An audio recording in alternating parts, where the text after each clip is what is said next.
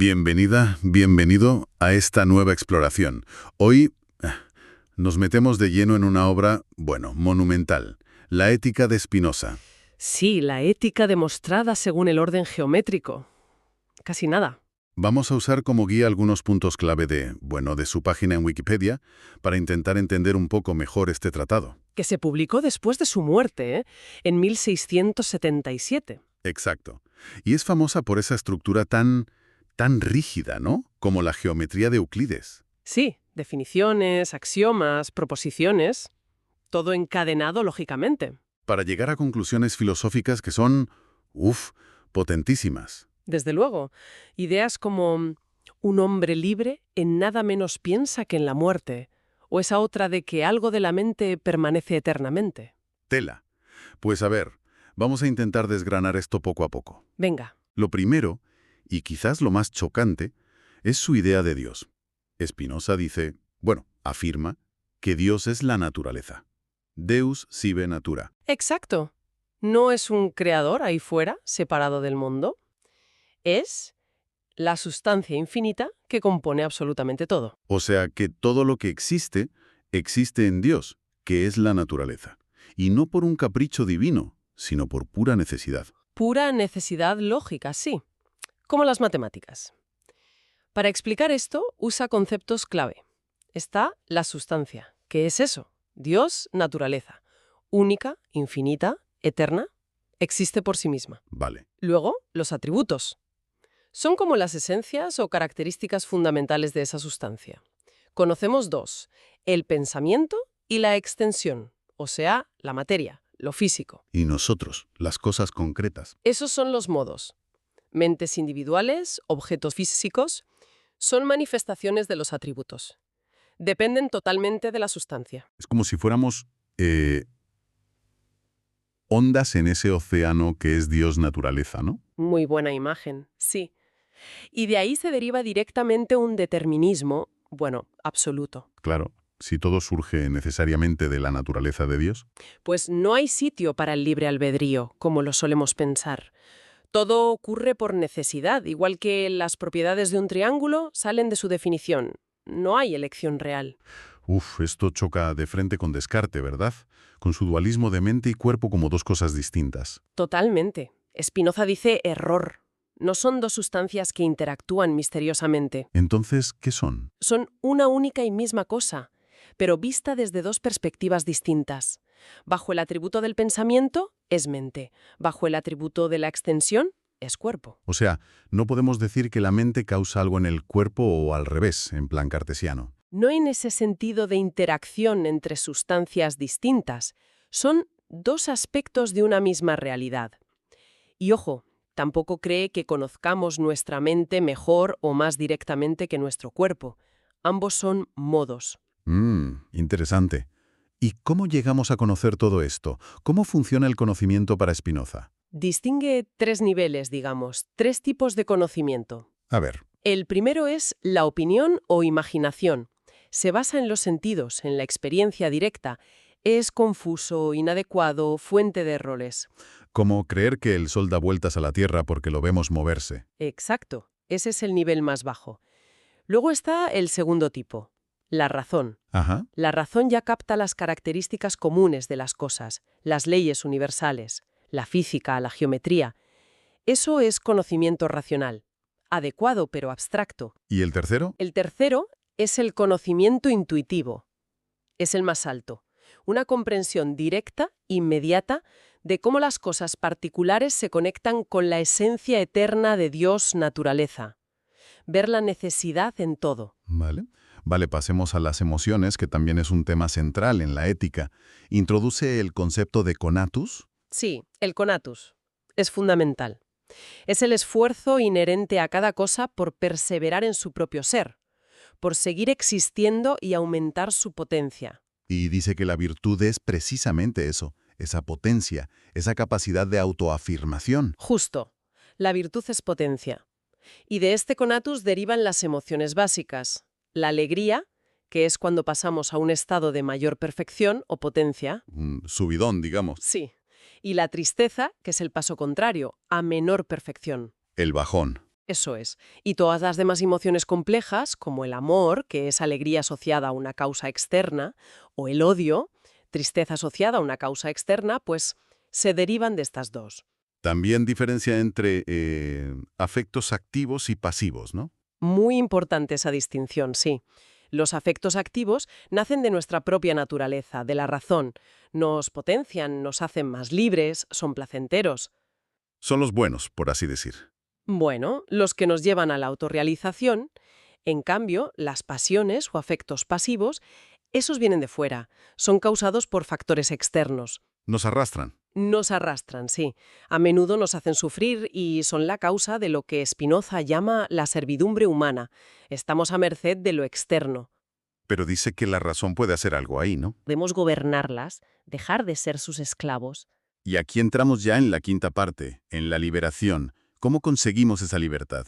Pues usando la razón, sobre todo el segundo y tercer tipo de conocimiento, al comprender la necesidad de todo lo que ocurre, al entender que todo forma parte del orden necesario de Dios, naturaleza, Incluso las cosas malas. incluso las cosas que nos perturban. Al entender sus causas necesarias, dejamos de luchar inútilmente contra ellas. Vemos las cosas sub specie eternitatis, como dice él, bajo la perspectiva de la eternidad. O sea que comprender que todo tenía que ser así, necesariamente, eso nos da paz. Esa es la idea central. Alcanzamos la tranquilidad racional, la serenidad, lo que él llama beatitud o felicidad suprema. Y no es un premio que te dan al final. No, no es una recompensa por ser bueno, es la virtud misma en acción, es la alegría perfecta que surge de la actividad perfecta de la mente, de la comprensión racional. Un ideal muy alto, desde luego. Altísimo. Él mismo lo reconoce al final de la ética. Todo lo excelso es tan difícil como raro. Ya me imagino.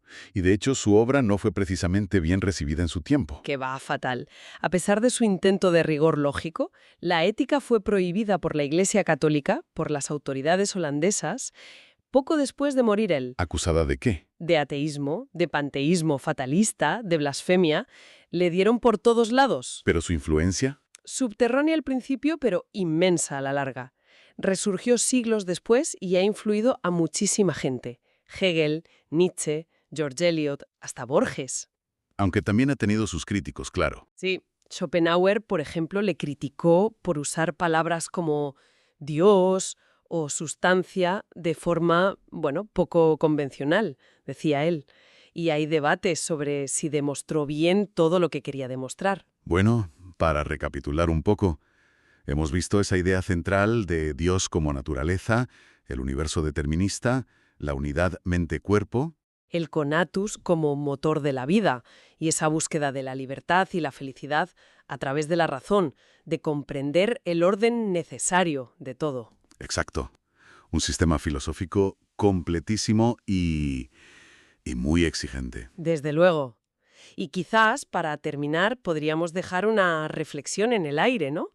Algo que surge de todo esto. Adelante. Si Spinoza tiene razón, y comprender la necesidad causal de todo, incluso de lo que nos duele o nos enfada, nos lleva a la paz mental. ¿Cómo cambiaría nuestra respuesta emocional en el día a día si intentáramos aplicar esa mirada?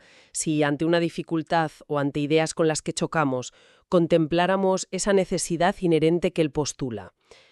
¿Qué pasaría? Buena pregunta para darle una vuelta. Muy espinosista.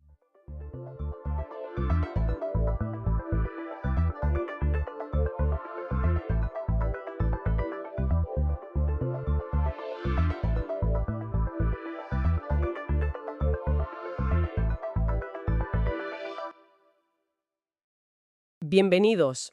Hoy vamos a hacer una inmersión en un tema complejo, el del trabajo infantil, y lo haremos analizando la información que tenemos de distintas fuentes, como Wikipedia. Queremos explorar un poco su historia, las causas, la situación hoy en día. La idea es, intentar entender mejor qué implica, cómo ha ido cambiando y qué retos quedan. Exacto. Y para empezar, definamos un poco. El trabajo infantil, en general, se considera la explotación de niños, niñas, con un trabajo que les quita la infancia, digamos, que interfiere con su cole o que les perjudica, mentalmente, físicamente. Aunque bueno, hay un acuerdo global para prohibirlo, la definición tiene sus matices, ¿eh? Hay excepciones, como el trabajo artístico o algunas tareas en casa. Las fuentes son amplias, así que iremos a lo esencial. Vale, y una pregunta inicial.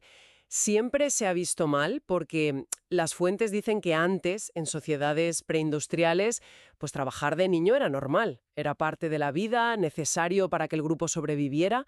No existía esta idea de ahora, de la infancia como una etapa súper protegida, no. Totalmente. La revolución industrial, sobre todo en Gran Bretaña, ahí sí que cambió todo. Pero lo interesante no es solo que aumentara muchísimo el trabajo infantil en fábricas y minas. Lo que fue realmente distinto fue que lo hizo visible.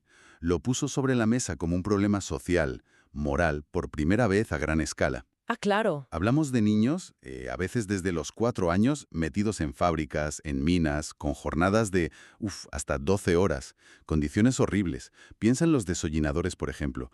El riesgo de cáncer que tenían. Fue el primer cáncer laboral que se reconoció como tal. Madre mía. Y los sueldos eran, bueno, ridículos. Un 10, un 20% de lo que cobraba un adulto. Normal que gente como Marx lo denunciara con fuerza. Frente a esa dureza, ¿qué nos dicen las fuentes sobre los primeros intentos de cambio? ¿Hubo regulación? Sí, pero fue poco a poco. A ver, a partir del siglo XIX empezaron a salir leyes pioneras, como las Factory Acts en Reino Unido. Por primera vez se pusieron límites, prohibido trabajar si tenías menos de 9 años, horarios más cortos. Y a eso se sumó que los sindicatos empezaron a tener más fuerza, la tecnología mejoraba y hacía falta menos mano de obra infantil. Y luego, clave, la escolarización obligatoria. Claro. Todo eso ayudó a que bajara en los países que se industrializaban. Pero ojo, que a principios del siglo XX todavía era importante, ¿eh? No solo en fábricas, también en trabajo a domicilio. En Estados Unidos, por ejemplo, en 1900 calculaban que había como 1,7 millones de niños trabajadores menores de 15. Buf, 1,7 millones. Vale, hemos visto la historia, pero ¿y ahora? ¿Cómo estamos en el siglo XXI? Pues sigue siendo muy común, la verdad, sobre todo en los países con menos recursos. África subsahariana tiene la tasa más alta. Más de 1 de cada 4 niños trabaja según datos de UNICEF. ¿Uno de cada cuatro? Sí, aunque si miras el número total, Asia tiene más niños trabajando en cifras absolutas. Y la mayoría, casi un 70%, están en la agricultura. Ese dato es interesante, lo de la agricultura. Rompe un poco la imagen típica de la fábrica, ¿no? Exacto. Y es importante porque a menudo se nos olvida. La mayoría de estos niños, al contrario de lo que se suele pensar, trabajan para sus padres, en el campo o en la economía informal. No tanto en grandes fábricas para multinacionales. Ya. Aunque bueno, a nivel global sí que ha bajado. El Banco Mundial dice que pasamos de un 25% en 1960 a un 10% en 2003, más o menos. Pero la cifra total sigue siendo altísima, unos 160 millones en 2020 según la OIT y UNICEF. Son muchísimos todavía. Cuesta hacerse a la idea. ¿Y qué lo provoca hoy en día? ¿Cuáles son las causas principales? A ver, la OIT lo dice muy claro. La pobreza es la causa número 1. El dinero que trae el niño a casa puede ser crucial. A veces es un 25 hasta un 40% de lo que ingresa la familia. Claro, es que si no, no comen. Exacto. Pero no es solo eso, ¿eh? También influye mucho que no haya alternativas, que las escuelas estén lejos o sean malísimas o que directamente no haya, sobre todo en zonas rurales. Y luego están los factores culturales. La idea de que trabajar curte, tradiciones familiares, que no se valora igual la educación de las niñas y, por supuesto, la economía, el auge de la economía informal, con sueldos majos y poca regulación. Entiendo. Y sé que hay leyes internacionales para luchar contra esto. Las fuentes mencionan convenios importantes de la OIT. Sí, así es. Son clave los convenios de la OIT, el 138 sobre la edad mínima y el 182 que se centra en eliminar las peores formas como la esclavitud o trabajos peligrosos, y la Convención de los Derechos del Niño de la ONU también. ¿Pero funcionan? Bueno, ahí está el debate. Una cosa son las leyes y otra cómo se aplican y cuál es la mejor estrategia. Prohibir y ya. Algunos estudios dicen que si prohíbes sin dar alternativas, puedes empujar a los niños a cosas peores. ¿Cómo qué? Pues trabajo clandestino, más peligroso aún, mendicidad, incluso prostitución. Se pone el ejemplo de una ley de Estados Unidos, la Child Labor Deterrence Act, que hizo que despidieran a muchos niños en Bangladesh y acabaron en trabajos todavía más precarios. Vaya. Parece que el desarrollo económico y mejorar la educación son fundamentales, como pasó históricamente en Occidente. No basta solo con prohibir. Las fuentes también ponen ejemplos muy concretos de dónde sigue siendo un problema grave, ¿no? Como el cacao en África Occidental o la minería de oro artesanal con la exposición al mercurio. Exacto. Son ejemplos muy claros de cómo, aunque haya leyes y haya bajado un poco a nivel global, el problema sigue ahí, metido en algunas cadenas de producción mundiales. Y es muy difícil de quitar. Bien, pues para ir resumiendo, vemos que el trabajo infantil viene de lejos, antes era casi una necesidad, luego la industrialización lo transformó, hoy, aunque baja, sigue afectando a millones. La pobreza y la falta de cole son los grandes motores, y aunque hay leyes, quitarlo del todo es complicado. Requiere atacar las causas de raíz, no solo prohibir. Sí. Y una reflexión final que me parece interesante de todo esto, siempre hay una tensión ahí, ¿no? Entre proteger a los niños y la realidad económica que obliga a trabajar. La percepción ha cambiado radicalmente. Antes era necesidad, ahora es explotación. La pregunta es, hoy, con contextos tan distintos, ¿cómo distinguimos bien entre un trabajo formativo, digamos, aceptable, y una explotación que hace daño? ¿Y cómo puede seguir cambiando esta visión en el futuro? Es algo para darle una vuelta, creo.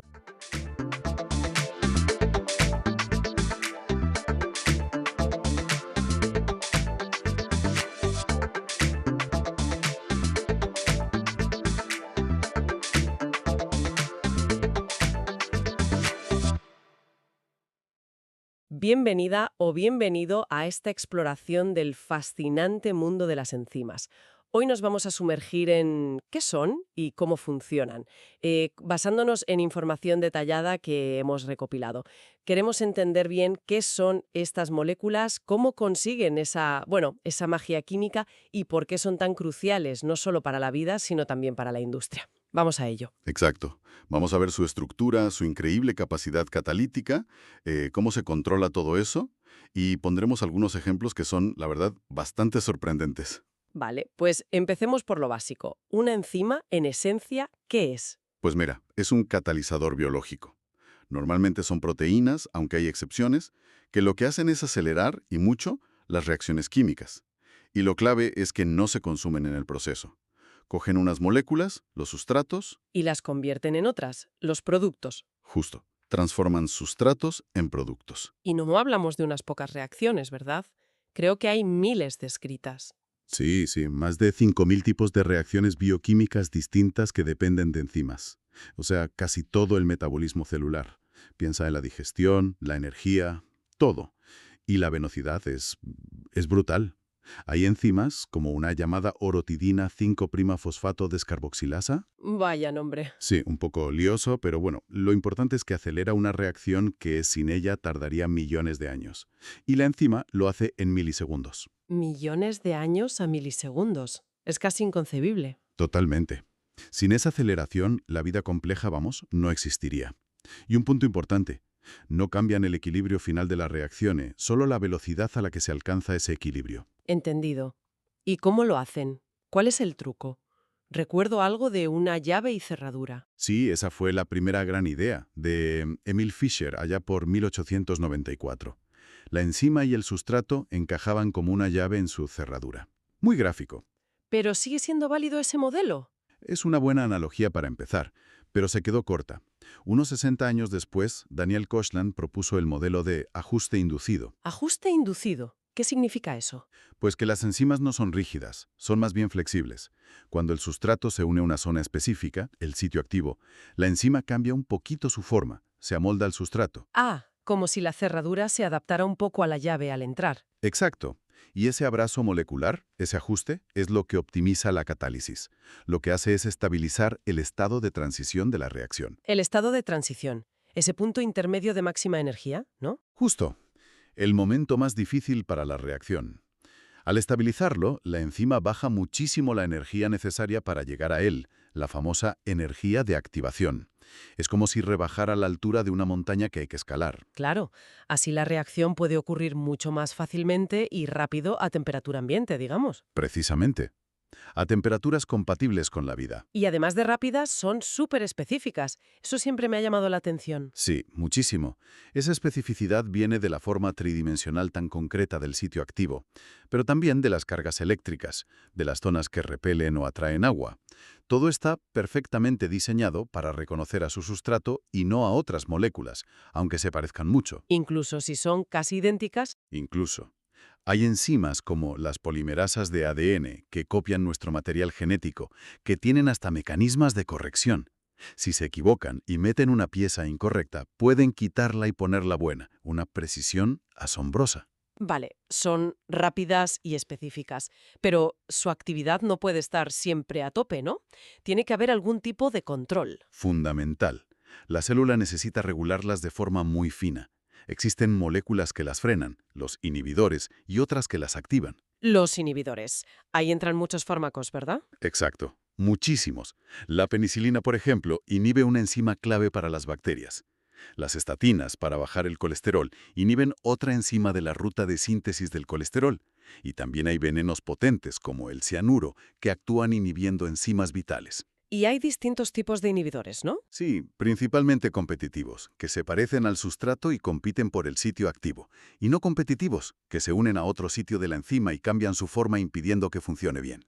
Y otro mecanismo de control súper importante es la retroalimentación o feedback. ¿Cómo funciona eso? Pues imagínate una cadena de montaje, una ruta metabólica con varias enzimas. A menudo, el producto final de toda esa cadena puede inhibir a la primera enzima de la ruta. Ah, claro. Como diciendo, vale, ya tenemos suficiente producto, no hace falta fabricar más. Exacto. Es un sistema de autorregulación muy eficiente para evitar excesos. Y bueno, también se regulan modificando químicamente la propia enzima o controlando cuánta enzima se produce. Está claro que son esenciales en biología. En la digestión, por ejemplo, son clave. Totalmente. Las amilasas rompen el almidón, las proteasas las proteínas, las lipasas las grasas. Sin ellas no podríamos absorber los nutrientes. Y en el metabolismo guían todos los pasos. La glucólisis para obtener energía, la síntesis de moléculas. Incluso el movimiento muscular, has dicho. Sí, la miocina es una enzima que usa la energía del ATP para contraer el músculo. Y claro, cuando una enzima falla por un problema genético, las consecuencias pueden ser graves. Enfermedades como la fenilcetonuria o la enfermedad de Tay-Sachs son ejemplos. ¿Y fuera del cuerpo? En la industria también son protagonistas. Y tanto, se usan masivamente. En los detergentes que usamos cada día hay enzimas para quitar manchas de comida, de grasa, de sangre. Ah, sí, no lo sabía. Pues sí. Y en la industria alimentaria, para hacer queso se usa la renina. Para producir jarabes de maíz a partir de almidón se usan amilasas. Para ablandar la carne, la papaína. También en biocombustibles, en la industria textil, papelera. Y en los laboratorios, claro. Por supuesto, son herramientas básicas en biología molecular. Las enzimas de restricción que cortan ADN, las polimerasas para copiarlo en la famosa técnica de la PCR. Sin ellas, la biotecnología moderna no existiría. Bueno, pues creo que ha quedado bastante claro. Son catalizadores biológicos súper eficientes, increíblemente específicos, vitales para cualquier forma de vida, finamente regulados y con unas aplicaciones industriales enormes. Sí, son unas máquinas moleculares fascinantes. Y si piensas en su evolución, en cómo la naturaleza ha podido crear estas estructuras tan complejas y funcionales a partir de proteínas más simples, es algo que da vértigo. Es verdad. Y eso nos lleva a una última reflexión, ¿no? Si la evolución natural ha conseguido esto, ¿qué límites hay para lo que nosotros podamos diseñar? ¿Qué nuevas enzimas podríamos crear en el laboratorio para resolver problemas actuales, quizás médicos, medioambientales? Ahí queda la pregunta abierta.